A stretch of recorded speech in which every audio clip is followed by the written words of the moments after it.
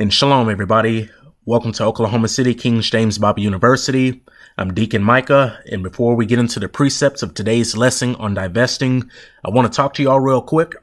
So now for the viewers that are watching the pre-recording of this lesson and you didn't catch the live premiere, I built the timestamp into the timeline. So if you just want to skip over this part of the video and head right on over to the part where I get in Microsoft PowerPoint and actually do the scripture breakdown on this Bible study, then feel free to do that and just go on the timeline and just use the timestamp and you'll be able to skip over this part.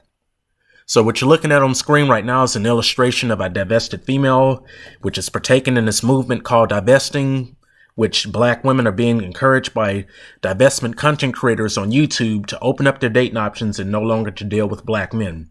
So this movement, then it's ongoing heavily within the millennial generation, and it's also affecting parts of Generation Z. And the driver behind this movement is these negative blanket statements that the content creators make about black men while concurrently uplifting non-black men. So these common generalizations that they use is starting with number one, that black men do not provide nor protect black women. Number two, black men are inferior to non-black men economically, financially, and politically. Three, black men left us first for Becky, which that's just slang for the white woman. Number four, black men will get you pregnant and abandon you after pregnancy. Number five, black men are oppressive. They sexually objectify black women and they lack masculine traits as opposed to non-black men. And six, black men do not care for black women. So I'm going to get ready to play some audio so y'all can hear this for yourselves straight out of the horse's mouth, and it just won't be my words that you're taking, that you can actually hear it from the people that are pushing this themselves. So in my opinion, divestment is about living your best life, going where you're celebrated, and expanding your dating options. For me, I still think, however, that far too many black women are holding out hope for black men when it comes to dating, and we just need to leave them altogether, in my opinion, or the majority of us need to, because the majority of black men are dating out, not marrying us, etc. So, of course, there are some women that are married to black men in healthy relationships, and that is wonderful, and I support that. However, I've seen far too many poor outcomes. So, in my opinion, for there to be real change in the black community, unfortunately, black women are just going to have to accept the reality and leave black men. And black men as a collective are not the best option for black women. However, still date on an individual basis and based on character and financial stability. And, if a black man treats you well and will marry you, that is great. But a lot of times, as we can see with Chad and Evelyn, that ends horribly. Many black men clearly do not want to provide and protect, and it's very apparent on social media. That's why I say black women need to just give up on trying to find the, quote, good black man, because there's no such thing as a good black man. Black men just, I don't want to say that there's absolutely no such thing, because I haven't met every single black man in the world, but from what I have seen, black men do not know how to treat women. And that's not necessarily their fault. It's just, I don't know what it is. I don't know, I don't know why they don't know how to treat a woman. But the thing is, black women need to just give up on black men. They do, because it's like trying to chase a treasure, a pot of treasure at the end of the rainbow. It's probably never gonna happen. So black women deserve a whole lot better than just chasing the proverbial pot of gold at the end of the rainbow. Black women deserve a lot better than that. They deserve to be treated as queens. And since black men don't have it in them to treat them like queens, like they deserve, then black women need to go to people who will treat them as queens. And, I would say that more and more black women need to start being with Asian men, because Asian men know how to treat black women as queens. But I mean, if a black woman wants to be with a white guy or a Spanish guy, that's fine too, because like, well, I would be against a black woman being with a white guy, but that's just because of racism and white supremacy being so prevalent and huge in today's society and world at large.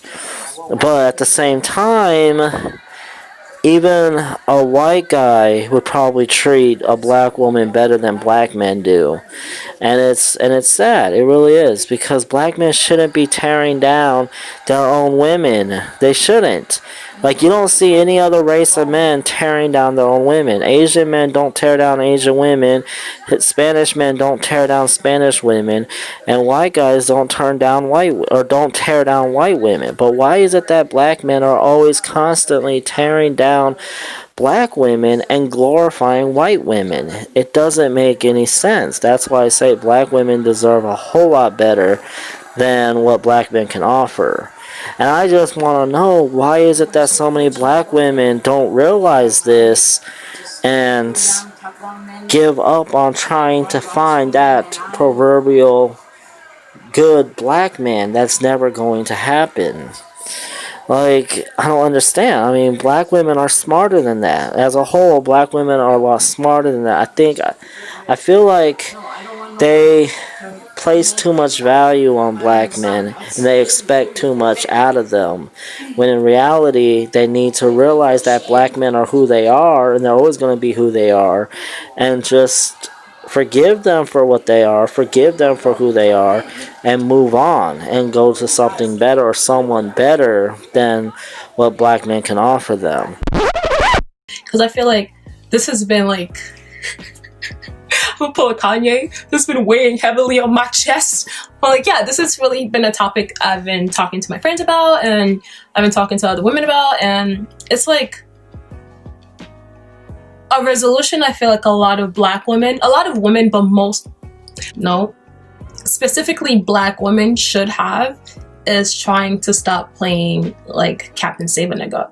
Like, that's something I feel like should be like a top list of 2020 and the new decade, is trying to stop saving people who don't deserve it, especially black men. Maybe I don't want to say black men and just generalize, because there are really good black men, and then there's Western men.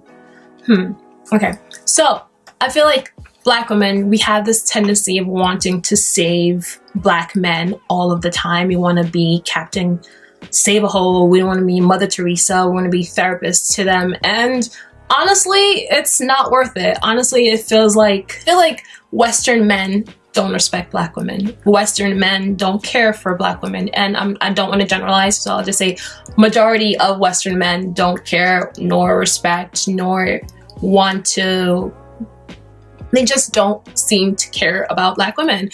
However, every time something happens, there's always a black woman in the forefront. There's always black women marching. There was always black women gathering around to protest for them, protect them, etc. And these are the same men who usually turn around and belittle black women or make them feel inferior to other races of women, which is really interesting. And I never understood that. I never understood why still black women still continue to chase after these men. Just not only that, just want to protect them. I don't get that. I never did. I feel like if someone is continuously making you feel like you're not good enough, why would you want to be by their side? You know what I mean? And once again, I'm saying Western men because I was raised in an African household. I've never seen an African man disrespect any black woman. Ever. My dad would never disrespect my mom. My dad would never disrespect any black woman. And I've never seen other other African men degrade and just go off on black women the way I see Western men do. And it's like surprising to me. And I was like, maybe it's I'm noticing that. And I speak to my other friends, and I speak to my friends who were raised, even Caribbean men don't even do that as much. Okay, a lot of Caribbean men don't do that as much as other Western men do. Like, maybe I don't know. This is just pretty much ran. This is what I've been noticing. I feel like a lot of Black men don't appreciate Black women, and they go out of their way to make Black women feel inferior. And I never understood that, and I don't understand. Especially, I don't understand why Black women continue to protect these men. Why Black women continue to worship men who don't care for them.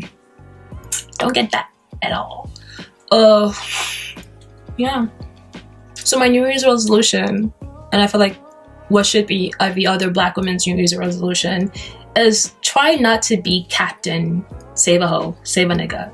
Try not to be Mother Teresa to these men. Try not to be these men's therapist. And if you are a therapist, I'm pretty sure you're getting paid for it. If you're not, don't do it. Like, what else? I don't know. Other than that, I feel like... All right, so family, then you heard it for yourselves. And one thing that you need to remember is as Israel, then we are then a holy, sanctified, and severed nation from all of the other families that are living up on the earth today. So, as servants of the Most High God, then we are not to be mingling or whoring ourselves around with the other people that are here up on the earth. And the reason why is because we are made in the Most High's image, and we're supposed to be conducting ourselves as godly people. And the Most High, then He Himself, then He doesn't deal with other people either outside of Israel.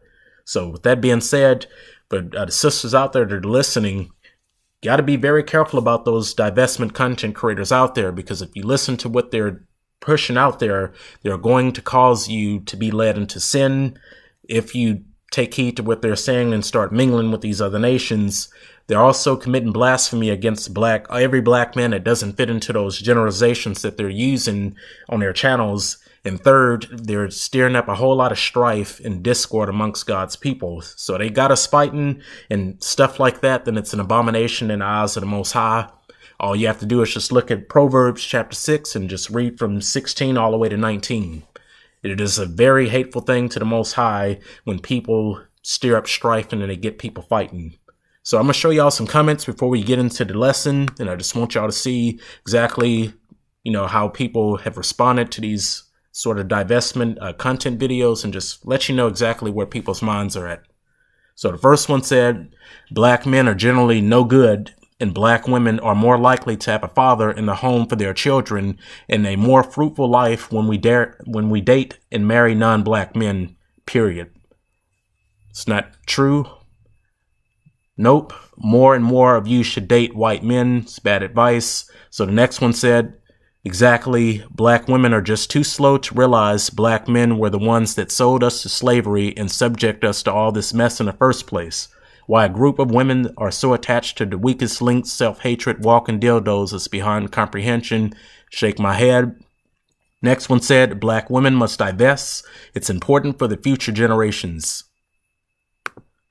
So the next comment said, we ought to teach our daughters about these Black men and to avoid them, divest beautiful Black women, which I'm going to park right here. So family out there, then if you have children, if there are any grandparents that are raising their grandchildren, please do the opposite of what this comment is saying, because we are not to be mingling and messing around with these other nations.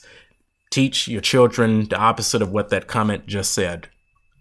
Next comment, I really enjoyed this video. You were able to lay out the info plain as day. I personally have always preferred Black men or brown men, but recently I actively made a decision to take non-Black men more seriously. I'm intrigued by the growing movement among women of color to encourage dating outside of our race. Many people are triggered by it because they are hyper unaware of how much Black women have been taken for granted. Hashtag rise up.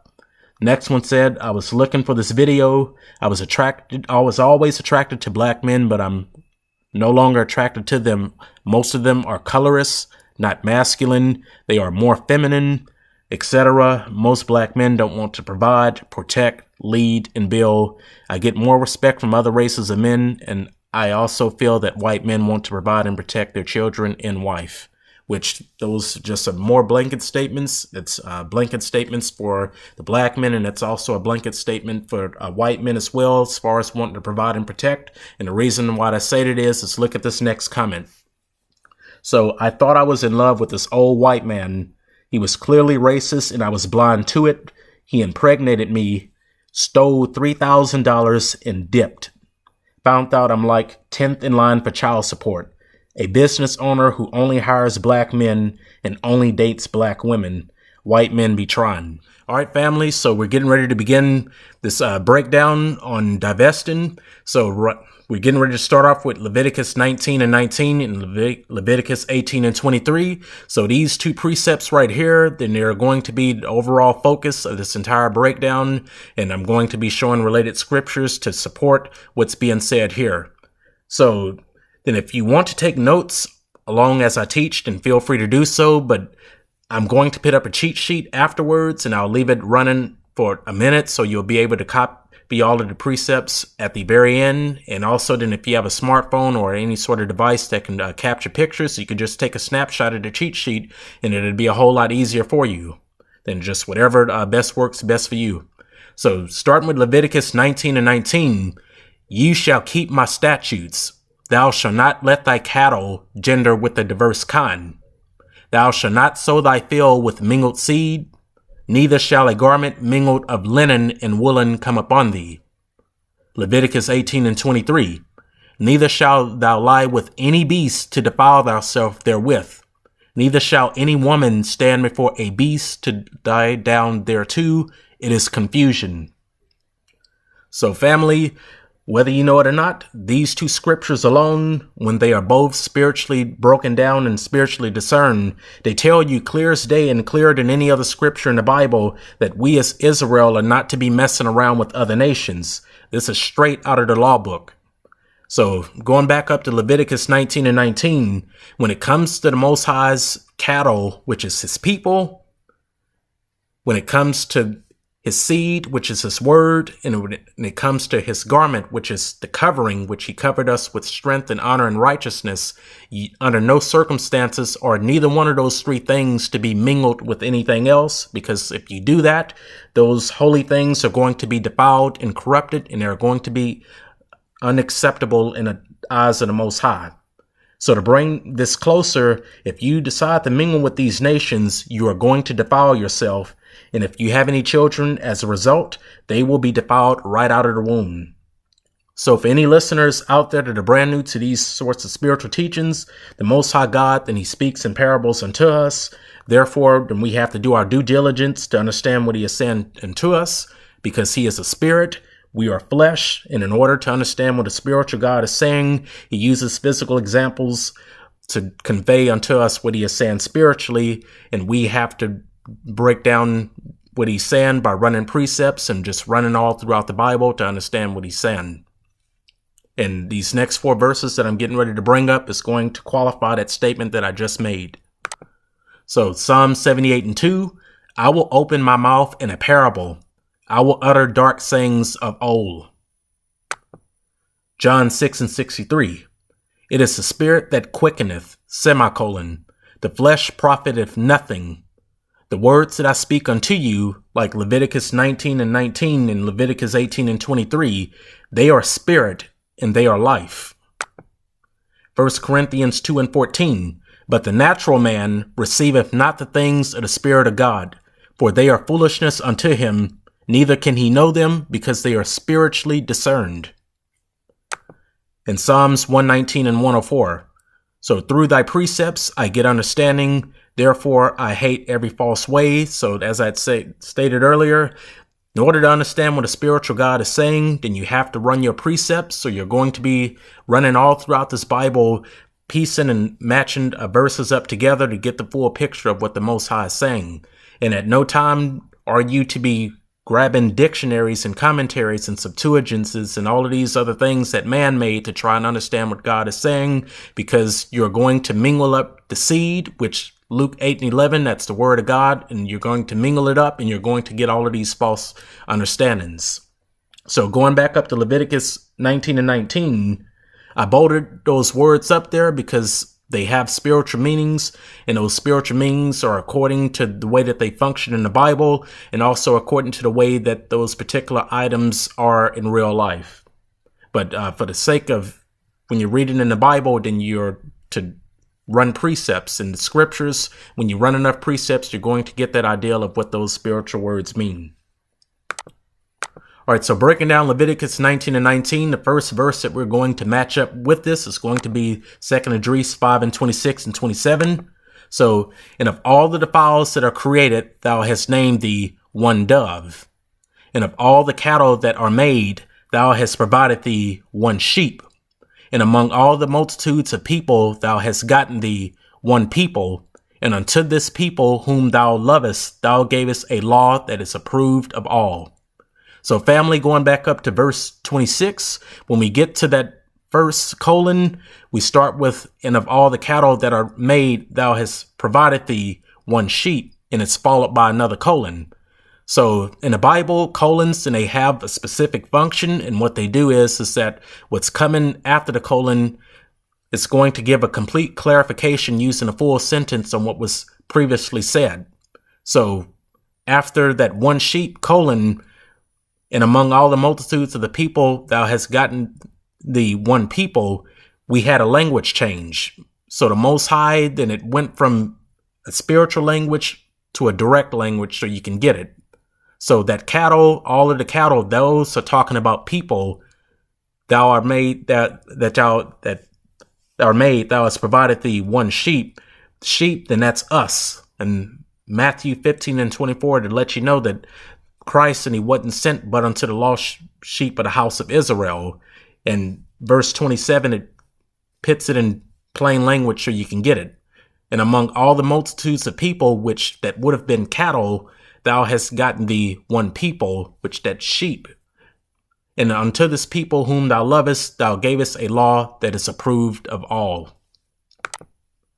Matthew 15 and 24. But he answered and said, I am not sent but unto the lost sheep of the house of Israel. And the reason was because the Most High, then he loves Israel, then he's not dealing so with all of the other nations. Deuteronomy 10 and 15. Only the Lord had a delight in thy fathers to love them, and he chose their seed after them, you, above all people, as it is this day. So it was like that when Moses penned this at the foot of the Most High, and it's like that today. And if there is time left, long after all of us are long gone, it's going to be like that to this day. Most High, then he's not going to be divesting from us. So Deuteronomy 11 and 15, and I will send grass in thy fields for thy cattle, that thou mayest eat and be full. That grass, and that's knowledge, wisdom, and understanding. And the cattle, spiritually, cattle, and they eat grass, then they go out to the green pastures and they eat the grass. Christ, then that's our shepherd, and he's going to be the one that leads us to the green pastures so we can eat, which spiritually that's to learn and to be full of the knowledge, wisdom, and understanding that we are expected to have from of the Most High. So going back up to Leviticus 19 and 19, when you use all of the spiritual words and you plug them in so you can get a literal understanding, goes like this. You shall keep my statutes. Thou shalt not let thy people gender with a diverse kind. Thou shalt not sow thy field with mingled seed, that's the word of God. Neither shall a covering, which that's the righteousness, mingled of linen and woolen come upon thee. Because you're going to pollute and corrupt those things if you ever mingle them or mix them. So Tobit, chapter 4, verse 12 and 13. Beware of all whoredom, my son, and chiefly take a wife of the seed of thy fathers, and take not a strange woman to wife, which is not of thy father's tribe. For we are the children of the prophets, Noah, Abraham, Isaac, and Jacob. Remember, my son, that our fathers from the beginning, that they all married wives of their own kindred and were blessed in their children, and their seed shall inherit the land. Now, therefore, my son, love thy brethren, and despise not in thy heart thy brethren, the sons and daughters of thy people, and not taking a wife of them. For in pride is destruction, and much trouble, and in lewdness is decay, and great want.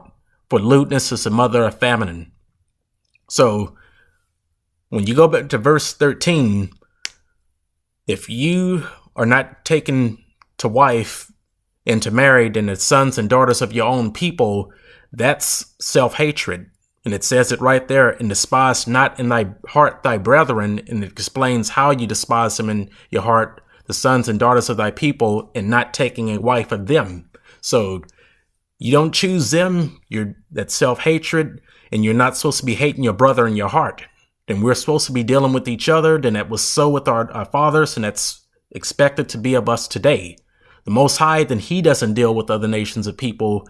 Then he only deals with us. Then we're the holy seed, and holiness, then it's only supposed to be matching up with holiness. Or else then you take something that's unholy and you match it up with something holy.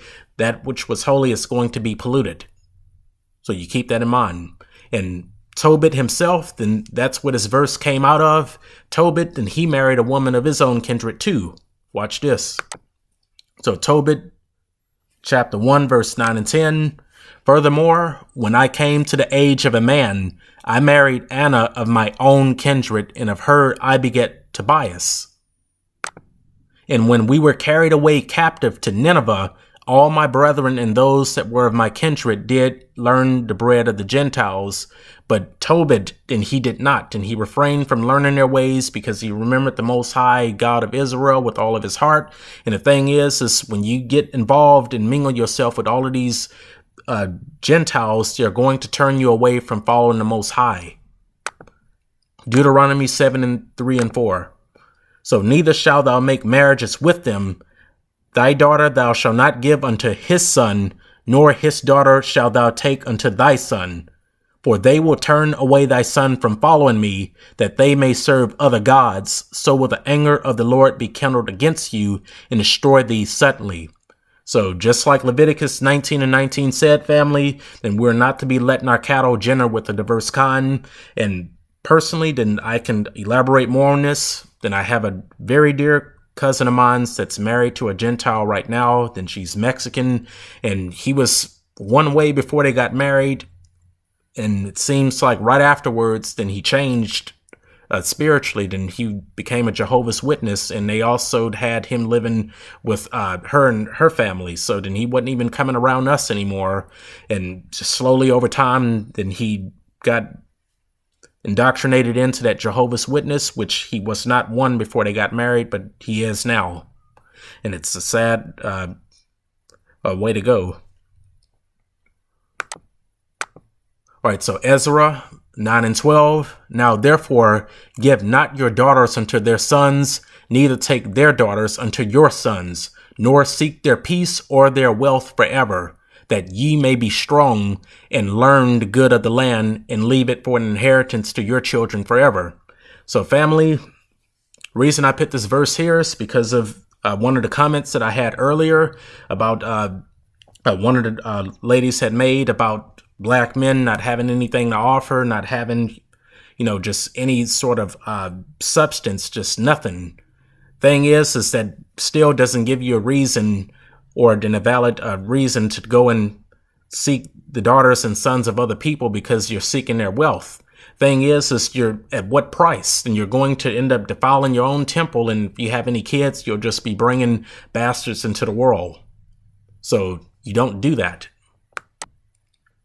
But a sinful man will not be reproved, but finding an excuse according to his will.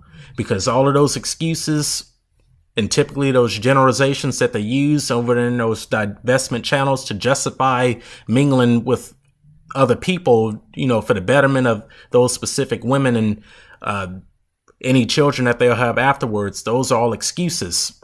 It's not like the Most High left us with nothing for any reason and he made us the tail and not the head. We did that to ourselves by not keeping what was written in our covenant.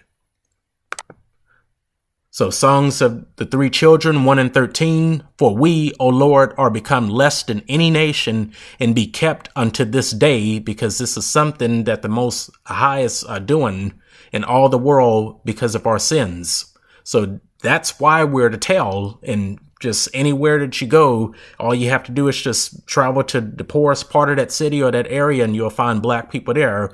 We're being kept down because of our sins. And if you want to see us do better to where we can have things and have prosperity and be the head, that starts with us remembering what we've been doing, which is sin against God, and not doing it anymore. That's how we end up having resources and having our own things and not being at the mercy of all of these other nations. So Deuteronomy 28 and 1, And 13, and it shall come to pass, if thou shalt hearken diligently unto the voice of the Lord thy God, to observe and to do all his commandments which I command thee this day, that the Lord thy God will set thee on high above all the nations of the earth. And the Lord shall make thee the head and not the tail. And thou shalt be above only, and thou shalt not be beneath. Semicolon. So it's getting ready to change directions. If that thou hearken unto the commandments of the Lord thy God, which I command thee this day, to observe and to do them. So that if, then it's highlighted because that is a conditional, it makes it conditional. That's if we hearken unto his voice, which we're to tell right now, so that lets you know how that went. We decided to disobey and we are still walking in darkness as it is today. And that's why we're to tell. And trying to divest and mingle yourselves in with other nations to try and take part in their wealth, and that's not going to fix this problem. And also it's not going to do any good for our children and for the generations that's going to come after us. I don't want them to be the tail, and neither should none of y'all. So then you need to think about that. We need to get to the point where we're hearkening to the Most High's commandments, and for the sake and concerning this study, doing all of this divestment, dealing with other nations, and for the men doing that Save Yourself Black Man movement, dealing with Gentile women, you're breaking the Most High's commandments. And when you do stuff like that, then that's part of the reason why we're still to tell. Leviticus 20 and 26. And ye shall be holy unto me, separated unto the Most High. So not mingled in with all of these other nations. For I, the Lord, am holy. So he's separated from everybody, and have severed you from other people, that you should be mine. So Genesis 34 and 1 through 5. And Dinah, the daughter of Leah, which she bare unto Jacob, went out to see the daughters of the land. And when Shechem, the son of Hamor the Hivite, so this is a Canaanite, prince of the country, saw her, he took her and laid with her and defiled her. And his soul clave unto Dinah, the daughter of Jacob, and he loved the damsel and spoke kindly unto the damsel. And Shechem spoke unto his father Hamor, saying, Get me this damsel to wife. And Jacob heard that he had defiled Dinah his daughter. Now his sons were with his cattle in the field, and Jacob held his peace until they were come. Now Jacob, then he was hot. And the reason why Jacob was hot is because something happened to his daughter that ought to have not have happened. As I had said earlier, then royalty and things that are not royalty, then they are not to be mixed. Something that's holy with something that is not holy, then that's not to happen. It's not to come together at all, because you're going to defile that thing which is holy. So 1 Corinthians 3 and 17, if any man defile the temple of God, him shall God destroy, for the temple of God is holy, which temple ye are. And in this case, right here in Genesis 34 and 1 through 5, when Dinah's brothers heard what had happened, that's exactly why Simon and Levi, they gathered their swords and they went and took that city down. If any man defile the temple of God, which that's what Shechem did, the Hivite, him shall God destroy. For the temple of God is holy, which temple ye are. So when you mess around and lay with these other nations of people, you're defiling your body. That's what happens. Leviticus 18 and 23. Neither shalt thou lie with any beast, which is these other nations that the Most High's word wasn't written to defile thyself therewith. Neither shall any woman stand before a beast to lie down thereunto. It is confusion. And Judith 9 and 2. O Lord God of my father Simon, to whom thou gavest a sword to take vengeance of the strangers, who loosened the girdle of a maid to defile her, and discovered the thigh to her shame, and polluted her virginity to her reproach. For thou saidest it shall not be so, and yet they did so. They did something that shouldn't have been done. They defiled Dinah, and as a result, that's why then they had to be destroyed, because you don't defile God's temples.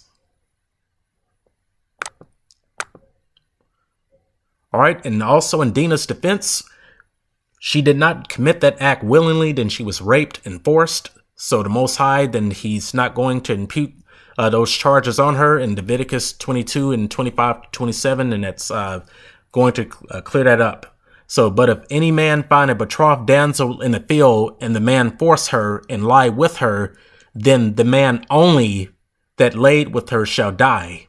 But unto the damsel thou shalt do nothing.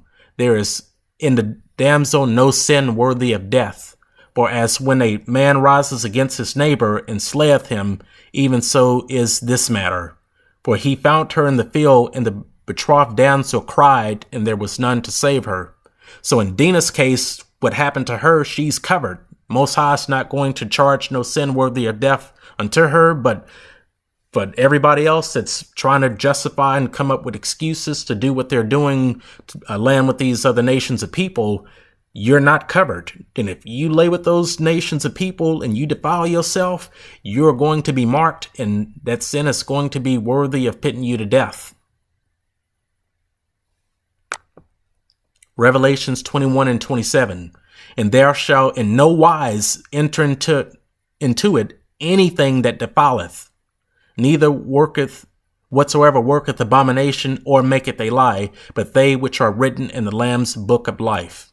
So remember Revelations 21 and 27. You are defiled, you're not going in there. Sirach 15 and 20. He has commanded no man to do wickedly, neither has he given any man license to sin. So, family, then you got to be careful who you listen to. And these divestment content creators, then it's not good advice. That is sinful advice when somebody is telling you to not deal with your own nation of people and to go and defile yourself with all of these other people of the lands where we're scattered into. Sirach 15 and 20 tells you that the Most High, then he's given nobody a license to sin. Instead, then if you're having trouble finding the right person, next attempt that you make, then you need to just slow it down a bit. And when this person is talking, you just listen to the words that are coming out of their mouth, and you'll be able to discern what type of wisdom that they have, whether it's above or below. Then if you're very good with observing people's actions, just watch and see what they do and line it up with Galatians 5 and 19. And if they're doing things that are sinful, then you know exactly what you're dealing with. Third, then you can go and meet their parents. The apple doesn't fall far from the tree. You meet their parents and you'll know exactly what you're dealing with. But there's people within our nation that are marriage material, then you just have to search harder and don't give up. Stay faithful, because the Most High is faithful with us. So Isaiah 65 and 2 through 5 and Isaiah 41 and 8 and 9. I have spread out my hands all day unto a rebellious people, which walketh in a way that was not good after their own thoughts.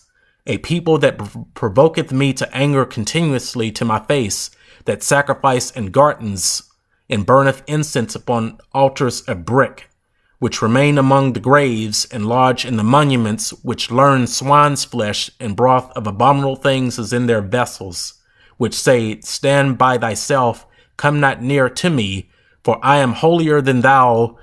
These are a smoke in my nose, a fire that burneth all the day. But thou, Israel, art my servant, Jacob, whom I have chosen, the seed of Abraham, my friend. Thou, whom I have taken from the ends of the earth, and called thee from the chief men thereof, and said unto thee, thou art my servant, I have chosen thee, and not cast thee away.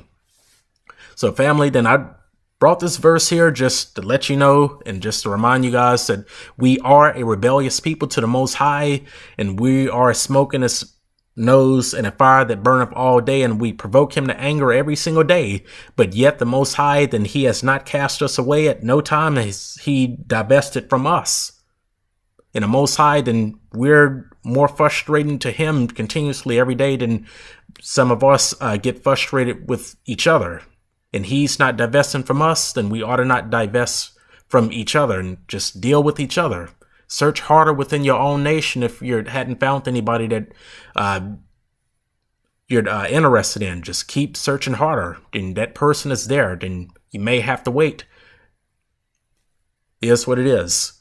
But anyways, family, then that wraps up today's teaching. Then I'm getting ready to put up the cheat sheet, whether to have all of the precepts there. Then this is Oklahoma City, King James Bible University. Then I'm Deacon Micah. Then I'm going to be teaching Sundays at 5 o'clock. So then I'll see you guys next time. Peace.